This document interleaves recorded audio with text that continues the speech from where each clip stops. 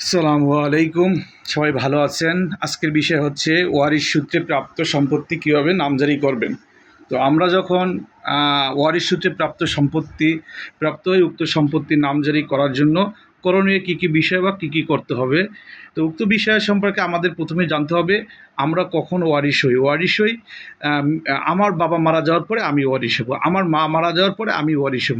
মা বাবার প্রাপ্ত সম্পত্তিতে তার বৈধ ঔরসজাত সন্তানেরই হচ্ছে ওয়ারিশ, বা ছেলেমেয়েরাই হচ্ছে তার ওয়ারিশ। তো প্রথমে আমাদের কী করতে হবে, বাবা রেখে যাওয়ার সম্পত্তি দেখতে হবে আমাদের কী সূত্রে মালিক হয়েছে। বাবা যদি দলিল সূত্রে মালিক হয়ে থাকে তাহলে আমাদের সেটা দেখতে হবে দলিল সূত্রে মালিক, আর বাবা যদি খতিয়ান সূত্রে মালিক হয়ে থাকে তাহলে খতিয়ান সূত্রে মালিক।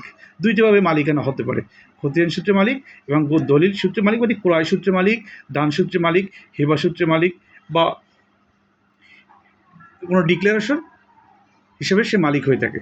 যদি ক্রয় সূত্রে মালিক হয়ে থাকে তাহলে বাবার দলিল দেখতে হবে, আর যদি খতিয়ান না হয়, খতিয়ান সূত্রে, তাহলে খতিয়ান দেখতে হবে। প্রথমে আমাদের এই দুইটা বিষয় সম্পর্কে আমরা ক্লিয়ার হলাম।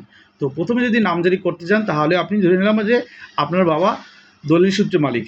দলিল সূত্রে মালিক অর্থাৎ ক্রয় সূত্রে, অথবা দান বা হেবা সূত্রে মালিক। যদি ক্রয় সূত্রে মালিক হয়ে থাকে তাহলে ক্রয়কৃত দলিলের সার্টিফিকেট কপি এবং ওয়ারিশ সনদ হচ্ছে চেয়ারম্যান কর্তৃক প্রদত্ত সনদ বা সাকসেশন সার্টিফিকেট। সেখানে দেখা যাচ্ছে যে আপনার বাবা মারা যাওয়ার পরে কয়জন ওয়ারিশ রেখে গেছেন। আপনার বাবা মারা যাওয়ার পরে 2 ছেলে বা 2 মেয়ে রেখে গেছেন। এই 2 ছেলে, এই 2 মেয়ের প্রথমে ওয়ারিশ সনদ নেবেন।